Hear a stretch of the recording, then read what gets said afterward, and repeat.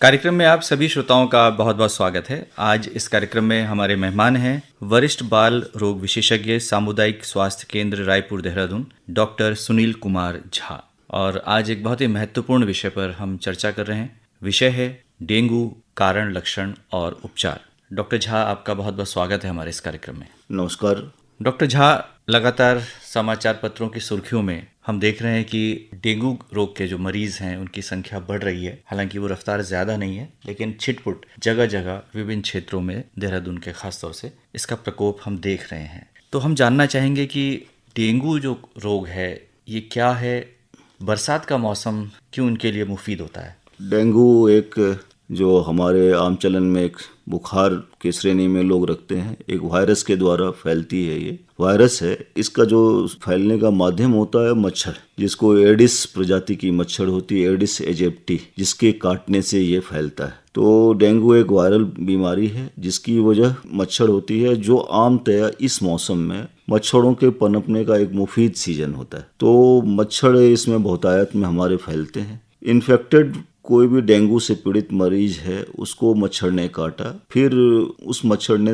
किसी स्वस्थ व्यक्ति को बाइट कर लिया, इससे ट्रांसमिशन होता है। यूजुअल ट्रांसमिशन का चेन यही है। तो कारण इसके जो है कि मच्छर का काटना एक प्रमुखतया 99% चांसेस यही होते हैं। तो थोड़ा इस मच्छर के बारे में बताएं कि क्या इसकी विशेषता है, कैसे इसको हम चिन्हित कर सकते हैं कि ये डेंगू का मच्छर है? डेंगू के मच्छर यूजुअली साफ पानी, ठहरा हुआ पानी में रहता है। तो दूसरा जो डेंगू के मच्छर है, जिसकी बोलते हैं कि हाइट, ये कम हाइट पे 6 to 7 फीट हाइट पे उड़ते हैं, दीवार पे रहते हैं। फीमेल मॉस्किटो जो एडिस की होती है वो इसके होने का कारण है। तो ये तीन प्रमुख बातें हैं कि डेंगू का मच्छर बहुत ज़्यादा ऊपर तक फ्लाई नहीं कर सकते, साफ पानी में रहते, ये गंदे पानी में नहीं रहते यूजुअली। और फीमेल मॉस्किटो के द्वारा ज़्यादातर जो एडिस के जितने भी प्रजाति होते हैं उसमें फीमेल मॉस्किटो के द्वारा ये डेंगू फैलता है। क्या इसको इसकी बनावट के आधार पर भी पहचाना जा सकता है? कुछ धारियां, ऐसा कहते हैं कि उसकी कुछ धारियां होती हैं जी, निश्चित रूप से स्ट्राइप्स होते हैं उसमें। इतना तो मुझ लोग मॉस्किटो के बारे में बहुत डीपली नहीं बता सकते हैं, मगर इसमें जो अलग ही एक प्रजाति होती है, आप उसको उसके बहुत ज़्यादा एक्टिव एंड मोबाइल नहीं होते, वो धारियां होती हैं उसमें। थोड़ा सा जो आम मच्छर होते हैं, थोड़ा सा उससे साइज बड़ा होता है इसका। तो ये निश्चित रूप से एक बड़ी बात है। आपने कहा कि ठहरे हुए पानी में, जैसे वर्तमान में हम बात करें तो ठहरा हुआ पानी कहाँ कहाँ हो सकता है यदि हम घर के आसपास की बात करें? घर के बाहर और घर के अंदर दोनों जगह हमारी, जैसे कि हमारा गमला या हमारे ग्रास हैं जिसपे कि पानी कहीं लॉग हो रहा है, जम रहा है, या फिर हमारे घर में कहीं टूटे फूटे टायर्स हों। इसके अलावा हमारा टेरेस कहीं ऐसा जहाँ की वाटर लॉक कर रहा हो और हम उस पर ध्यान नहीं दे पा रहे हैं, या हमारे छत के ऊपर में कोई टंकी है जो खुला हुआ पड़ा हो, उसमें वो पानी जम सकता है और वो पानी धीरे धीरे सेटल होकर साफ पानी ऊपर में हो जाएगा। घर के अंदर में यदि हम लें तो कोई भी, जैसे कि कूलर है, कूलर में ये पानी हो सकता है, या फिर हमारा कोई बर्तन किसी कोने में पड़ा हो जिसमें कि पानी रखा हो, तो ऐसे जगह पे ये मच्छर पनप सकते हैं। अब बात करते हैं डॉक्टर झा कि अगर मच्छर काट लेता है तो कितने दिनों बाद लक्षण प्रकट होंगे और वो लक्षण कौन कौन से हैं? जो डेंगू के मच्छर, जिसको डेंगू भी बोलते हैं आप, तो इसके जो इंक्यूबेशन पीरियड है मुख्यतया तो 2 से 7 दिन है। किसी किसी में ये और भी प्रोलॉन्ग कर सकता है, 10 से 12 दिन भी हो सकती है। मच्छर ने काटा, हो सकता है कि आज ना, मगर वो 2 से 7 दिन के अंदर में लक्षण स्पष्ट होंगे। यदि ये लक्षण आएंगे तो ये प्रमुखतया 3 प्रकार से डिवाइड हम लोग करते हैं इसको। पहला तो फेब्राइल फेज, जिसमें कि बुखार आना, जिसको कि आमतया पेशेंट तब समझ पाता है कि उसे जब बुखार आ रहा है। उसके बाद जो उसके सेकेंडरी फेज होते हैं, जहाँ पे कि कॉम्प्लिकेशन वाले फेज होते हैं, जिसको कि आप सीरियस वाला एक फेज मानते हैं। थर्ड फेज है रिकवरी फेज होता है। तो फर्स्ट फेज में जब इसमें प्रमुख जो लक्षण होते हैं, जैसे कि तेज बुखार आना, सर में दर्द, जोड़ों में दर्द, इसके अलावा उल्टी का आना और पूरे बदन में दर्द, और किसी किसी पेशेंट में दस्त ऐसे भी होते हैं। इसके अलावा कहीं से ब्लीडिंग होना, जैसे मसूड़ों से ब्लीडिंग होना या नक्सीर चलना, तो ये भी एक प्रमुख लक्षण हो सकते हैं। मगर ये प्राथमिक फर्स्ट स्टेज में ये ब्लीडिंग की चांसेस नहीं होते हैं। इसके अलावा आप कभी देखेंगे कि तो स्पॉट्स होते हैं जिसको कि आप रैश बोलते हैं, तो स्किन में रैश होते हैं, जैसे जैसे बिंदी जैसे स्पॉट्स होते हैं, या फिर रेड फ्लस, अले लाल हो गया, आप उसको यदि उंगली लगा के दबा दें तो उस समय थोड़ा सा उजला हो जाएगा, फिर वो रेड हो जाएगा। तो ऐसे लक्षण प्रकट होते हैं। डॉक्टर झा, इसकी जांच किस तरह से होती है? कैसे पता चले कि ये डेंगू है? क्या कोई रक्त की जांच होती है? निश्चित रूप से सबसे बड़ा जो कंफ्यूजन जो पेशेंट डिले करता है वो ये कि वो इसको कॉमन वायरल फीवर से रिलेट करता है। वायरल फीवर ये भी एक तरह का वायरस ही है, ये सामान्य बुखार से अलग नहीं है। तो यदि हमें कोई ऐसा लक्षण आ रहा हो जहाँ पे कि जोड़ों में दर्द या तेज बुखार या तेज सर दर्द, उल्टी या ऐसी चीजें आ रही है, तो हमें फिर अपने चिकित्सक से संपर्क करना पड़ेगा। जब इसकी हम मुख्यतया जो जांच करवाते हैं उसमें हम लोग एंटीजन टेस्ट करवाते हैं या फिर एंटीबॉडी टेस्ट करवाते हैं, तो उसमें हमें पता चलता है। एक तरह की विशेष जांच है, मगर जो प्रमुख जांच जहाँ पे हम लोग सस्पिशन एराइज करते हैं कि अब इसको डेंगू तो नहीं है, वो है प्लेटलेट की मात्रा। जब हम लोग ब्लड की जांच कराते हैं, सीबीसी करवाते हैं, तो प्लेटलेट यदि घटते क्रम में हमें पाया जाता है, तब हम लोग को के दिमाग में एक संदेह होना इस मौसम में लाजमी है कि कहीं इसको डेंगू तो नहीं। तो प्लेटलेट्स को लेकर बहुत भ्रांतियां भी हैं और लोग तरह तरह के खाद्य पदार्थ, कई तरह के फलों के बारे में कहते हैं कि इसको खाने से प्लेटलेट बढ़ जाती है, और कई बार बकरी का दूध और इस तरह की बातें चलती हैं। तो आप बताएं कि हम किस बात का खास तौर से ध्यान रखें यदि प्लेटलेट्स कम हो रही हैं? 2-3 बातें इसमें बहुत ज़्यादा जरूरी है कि प्लेटलेट कम होना तो डेंगू का एक लक्षण है, मगर जो हमारे समाज में पैनिक है कि प्लेटलेट कम हो रहा है, तो प्लेटलेट यदि कम होगा उस लिमिट पे जहाँ की 20,000 का एक लिमिट है कि 20,000 के नीचे होगा, तभी हमें प्लेटलेट चढ़ाने की जरूरत होगी। अदरवाइज जो माइल्डर सिम्टम्स हैं, जो प्राथमिक फेज हैं, उसमें प्लेटलेट यदि घट भी रहा है तो बहुत पैनिक की जरूरत नहीं है। पहला तो ये। दूसरा ये कि साइंटिफिकली अभी ये नहीं प्रूव्ड है कि हम लोग जो बकरी का दूध या कीवी, पपीते के पत्ते का रस या गिलोय, इन सब चीज का जो सेवन करते हैं, इसमें हम लोग साइंटिफिकली तो नहीं प्रूव हुआ है, और आमतया जो हम लोग अपने डेली एक्सपीरियंस में देखते हैं, इन सब चीजों के सेवन से निश्चित रूप से प्लेटलेट पे असर तो पड़ता है। तो ये प्राकृतिक चीज है जिसको लिया जा सकता है। मगर हमने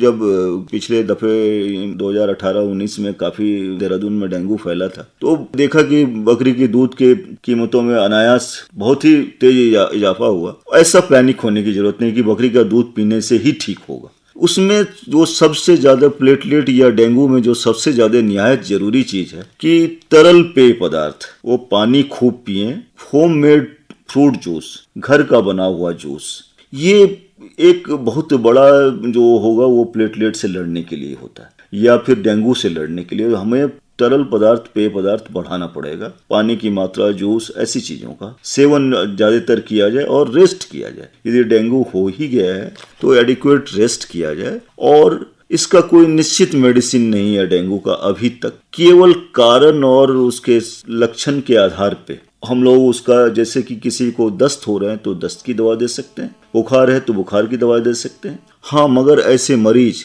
जो कि कॉम्प्रोमाइज्ड है, जैसे कि डायबिटिक मरीज है, जैसे कि हार्ट का मरीज है, जैसे किडनी की प्रॉब्लम है, या जिसको लीवर की प्रॉब्लम है, या फिर किसी को मैलिग्नेंसी या कुछ ऐसी चीजें हैं, तब उसमें हमें थोड़ा सा एहतियातन, थोड़ा सा ज्यादा सावधानी रखनी पड़ती है। और सबसे बड़ी सावधानी तो ये है कि हम अपने घर के आसपास, घर के भीतर पानी को इकट्ठा ना होने दें, क्योंकि इसमें ही इसके लार्वा पाए जाते हैं और इस रोग के पनपने की संभावना ज़्यादातर हमारे आसपास ही है। हम जानना चाहेंगे, जैसे आपने कहा कि बहुत ऊंचाई तक ये उड़ नहीं सकता है, 6-7 फीट तक ही उड़ता है, तो हम ये भी सावधानी रख सकते हैं कि अपने जो कपड़े हैं वो पूरे पहने? निश्चित रूप से, ये आपने बहुत अच्छी बात कही। 3 स्टेज पे हम लोग इसको बात कर सकते हैं जो प्रिवेंशन के बेसिस पे, कि हम लोग एक तो जो डेंगू के मच्छर को पनपने न दें, तो जहाँ भी कहीं पानी या कुछ ऐसा लॉक कर रहा है, पहले उसको हम लोग निरंतर साफ करते रहें। दूसरा, हम अपने बच्चों को छोटे कपड़े, निकर में, ऐसे में टेरेस पे या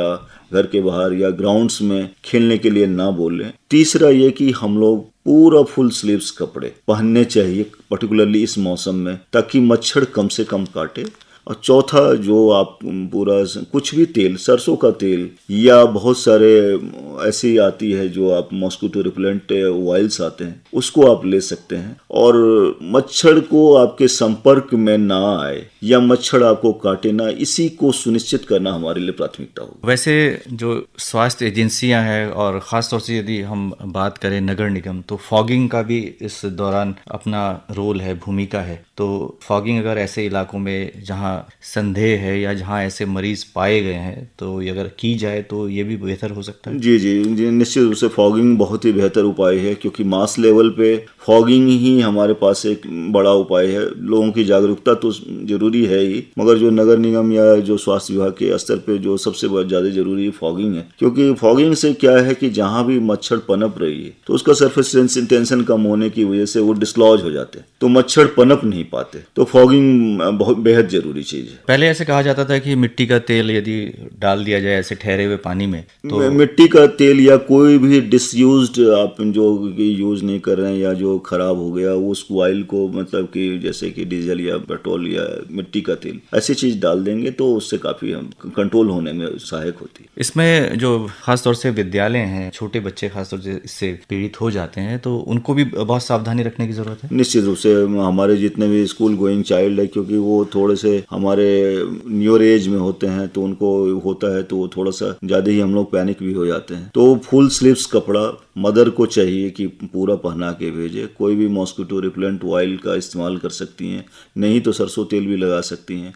आजकल तो बहुत सारे बैंड्स वगैरह आ रहे हैं तो उसका प्रयोग निश्चित रूप से किया जा सकता है। और यदि किसी तरह का बुखार है तो संदेह किया जा सकता है कि ये डेंगू हो सकता है और जांच अवश्य कराएं। जांच निश्चित रूप से कराएं, क्योंकि 80% केसेस में कहीं ऐसा नहीं है कि हॉस्पिटलाइज की जरूरत है। 80% केस तो घर ही पे ट्रीट हो जाते हैं, मगर आपको अपने बुखार के साथ साथ अपने लक्षण जो नए आ रहे हैं उसके उनको निगरानी में रखना पड़ेगा आपको। और आपने कहा कि तरल पेय पदार्थों का तरल पेय पदार्थ का अधिक से अधिक सेवन किया जाए। तो डॉक्टर झा, अंत में क्या कुछ कहना चाहेंगे हमारे श्रोताओं से? सबसे बड़ा तो ये कि डेंगू एक निश्चित रूप से घातक बीमारी है, मगर ऐसा नहीं है कि ये आम समुदाय को बहुत ही ज़्यादा सीरियसली बैडली अफेक्टेड नहीं करता है।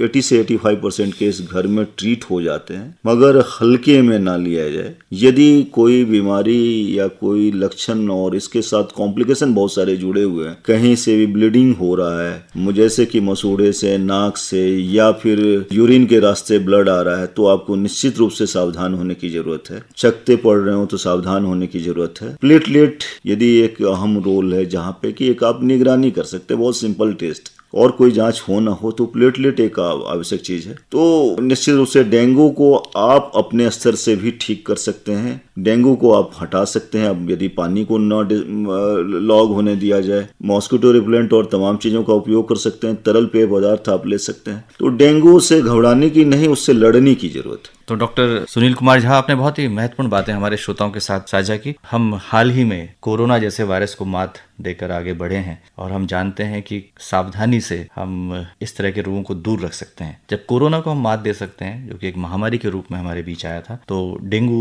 एक लोकलाइज्ड है और इसको हम बहुत आसानी से मात दे सकते हैं। निश्चित रूप से डेंगू लोकलाइज्ड है और डेंगू को हम लोग मात देंगे, और मुझे लगता है कि निकट भविष्य में शायद डेंगू का वैक्सीन आ जाए तो ये एक हमारे पूरे समुदाय के लिए सारा ये प्रोटेक्शन हो जाएगा। तो डॉक्टर झा, आप हमारे स्टूडियोज में आए और हमारे श्रोताओं से आपने इतनी महत्वपूर्ण जानकारी साझा की। डेंगू कारण, लक्षण और उपचार विषय पर आपके द्वारा दी गई जो जानकारी है निश्चित तौर पर हमारे श्रोताओं के लिए लाभकारी सिद्ध होगी। और इस अवधि में खासतौर से बरसात और उसके तुरंत बाद का सीजन भी थोड़ा रिस्की होता है, तो इस दौरान सावधानियों के साथ हम इस रोग को मात अवश्य देंगे। आपका स्टूडियोज में आने पर बहुत बहुत आभार। धन्यवाद। धन्यवाद।